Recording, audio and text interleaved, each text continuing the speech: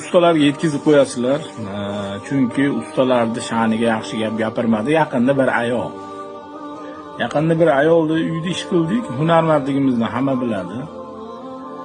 O'sha joyda ish qilib yurgan paytimizda haligi opa yonimizga keldi-da, kelib usta deydi, katta farzandim yaxshi o'qimayapti, sizga shogird qilib beraman dedi.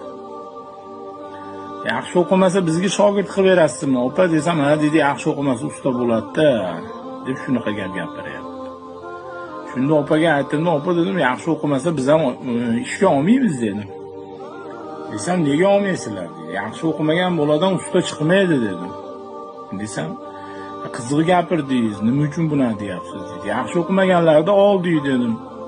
Sal ozgina hunar o'rganadi, o'zi usta bo'lib chiqib ishini qilib yuribdi. Ustadan na duo oladi, na bir rozi rizochilik oladi. Biz 10 mingga qilayotgan ishimizni 7 ming, 6 mingga qilib bizni narxlarni ham tushiryapti. Pul tomonlama ham bizga ziyon beryapti. Biroqlarning uyida yomon ish qilib, ustalarning sha'niga ham yaxshi gap olib bermayapti bular.